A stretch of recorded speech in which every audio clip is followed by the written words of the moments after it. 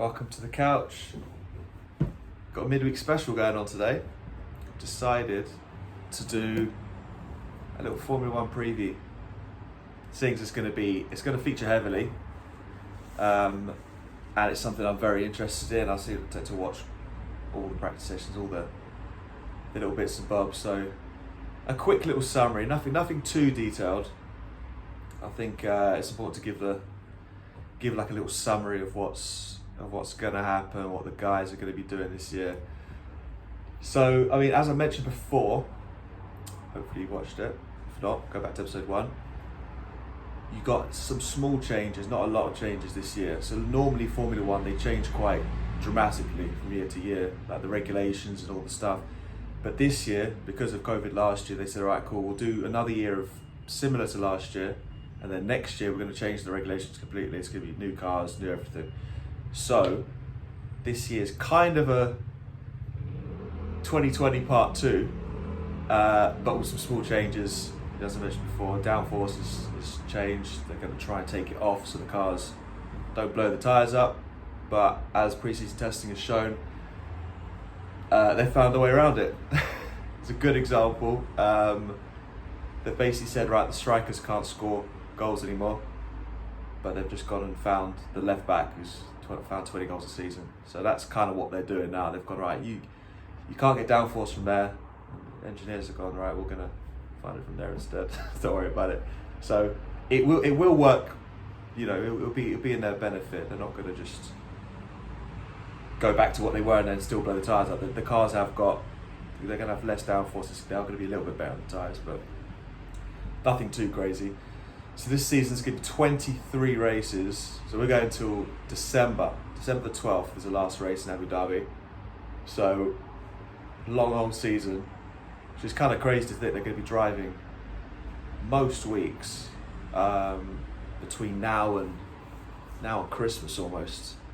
So you can see why you can see why some of them get paid a lot of money, because they're going all year long, racing 3 days in a weekend, or 3 days a week, all over the world, all sorts of different countries. This year they've added 2 new races. There were one in Saudi Arabia, one in Holland.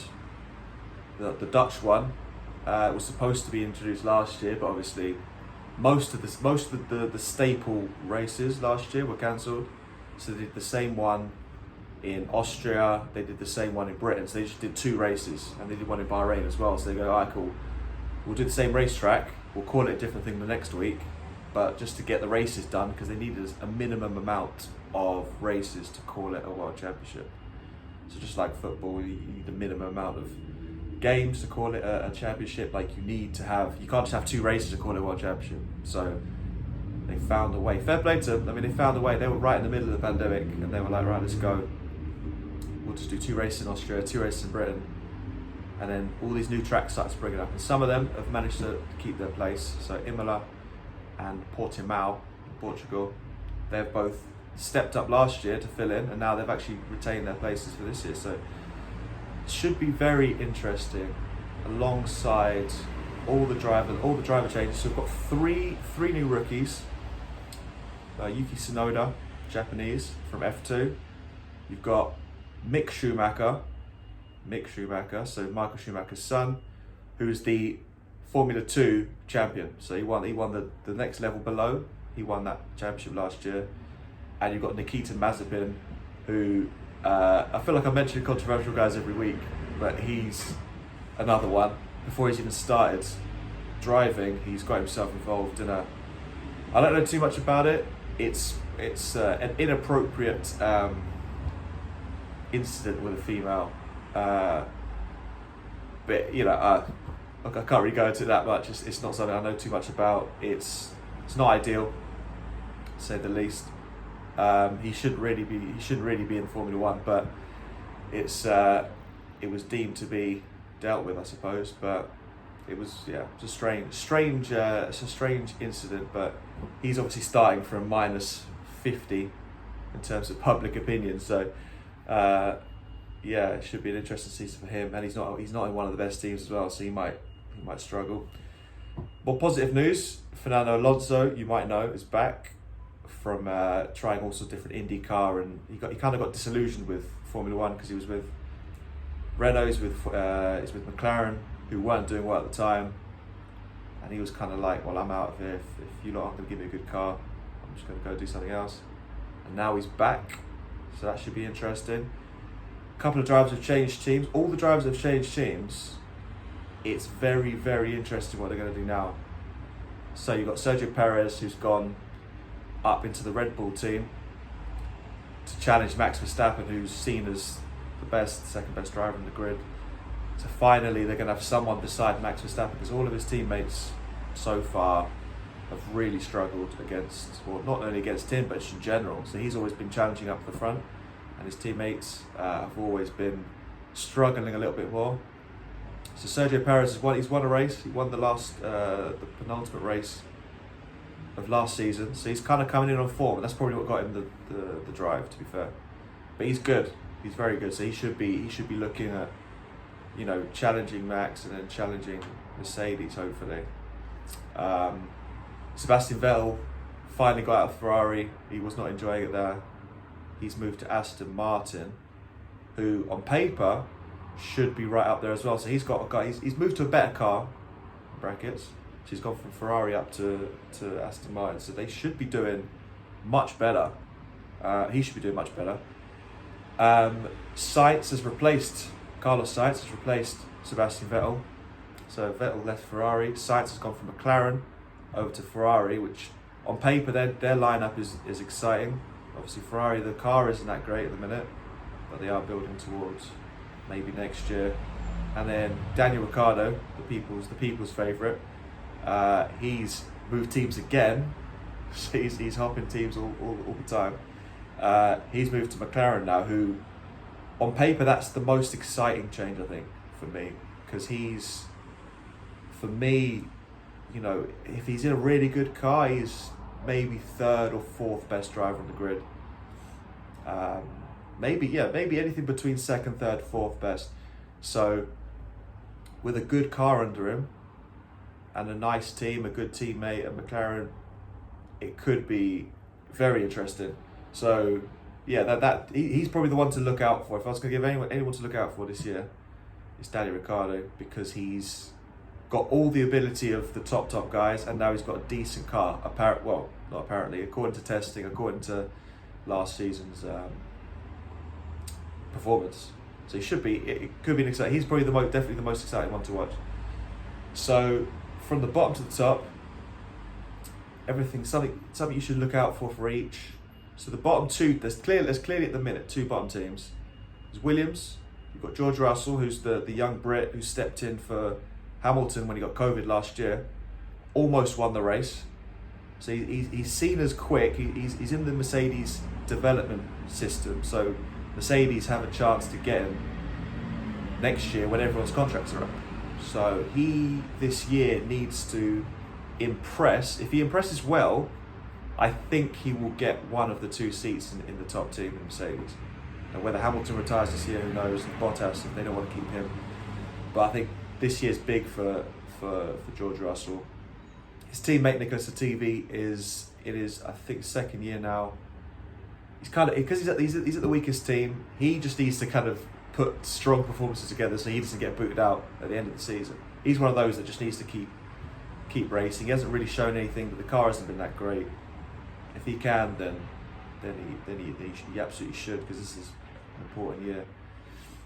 The other team towards the bottom are Haas. They've changed both their drivers, and they've got Mick Schumacher and Nikita Mazepin. Schumacher, I mean, they're not expected to do anything, so it's kind of a free hit for them in a way. But everyone's going to be waiting for Schumacher to win races. So I'd definitely give him multiple years and probably a new car, unless they really develop the next year's car. But Schumacher's not expected to. He's not expected to come in and start winning races. But yeah, no, I would say strange things happened. But this, you can kind of quote me on this. He's not gonna tear the timing charts up. In relation to winning the race, he's probably going to do very well because he's a quick driver. But I can't imagine him challenging for a couple of years until the car gets much better. And then you got a midfield, which is kind of the good thing about Formula One now, certainly for the neutral fan, is that the midfield area is basically almost everyone else apart from really Mercedes and Red Bull are in that midfield area. You know, there's about 7 teams now in the middle. So Alfa Romeo have kept their two drivers, Antonio Giovinazzi and Kimi Räikkönen. So Räikkönen's a former world champion. Giovinazzi's still in his, I think he's in his 3rd year. He's getting. It's one of those things when you're in a lesser team, you kind of don't really get the shine week in, week out. But he's got a chance. He's made a lot of good moves. So he's not in the doghouse, but he's one of those that's probably going to keep his seat this year and then see what happens next year with the regulation changes. Now, surprisingly, Ferrari are also in that group.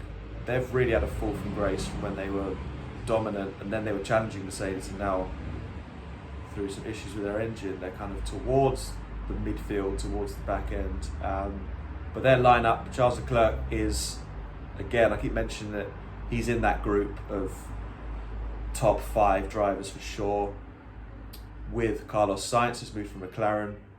Sainz is probably just outside that little group at the minute, but those 2 drivers on paper are very exciting to watch. They're going to be in that group. A team called Alpine, French, they've changed from Renault. So Renault have been long established, but now they've changed, they've rebranded, they're called Alpine. They've got Fernando Alonso, who's their kind of prodigal son, 2-time world champion with Renault, and Esteban Ocon, who has kind of had a difficult time. He was in the Mercedes kind of junior program, didn't really get too many good results going for him, had a few issues with teammates, and now he's back with Alonso. It could be a make or break season for him this year, actually, because he's one of those that needs a good result, but like a lot of them, to be fair.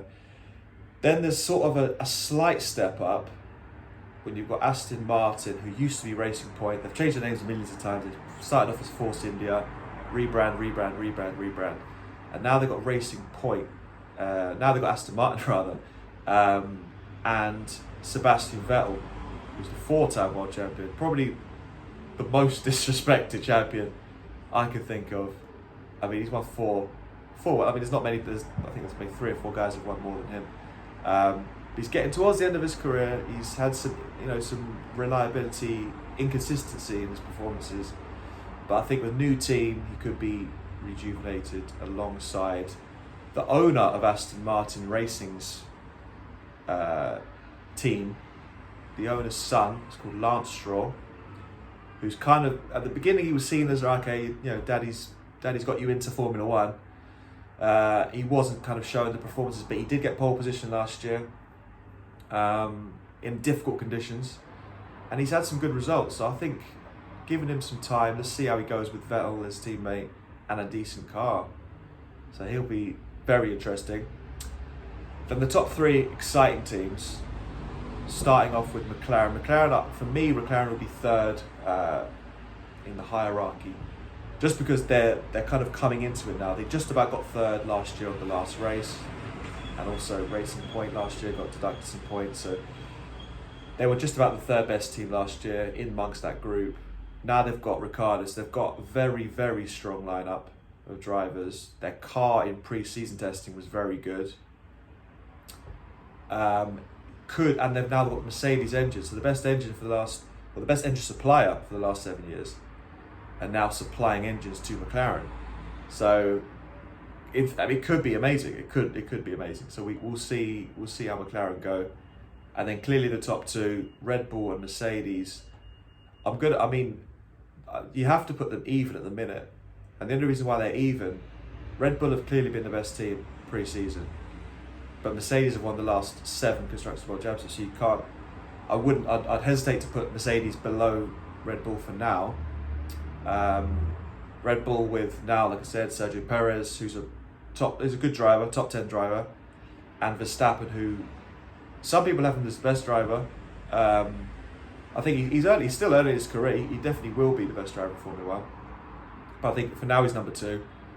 But number 2 to Hamilton, is not, it's no mean feat. So he's probably the closest challenger, depending on what Bottas does. he's the closest challenger to Hamilton for a championship this year, for sure. And if Red Bull can mount a challenge from race one, because normally they're quite slow, they normally start off developing the car and then they catch up, and then by mid-season towards the end of the season, Red Bull are normally among the best team.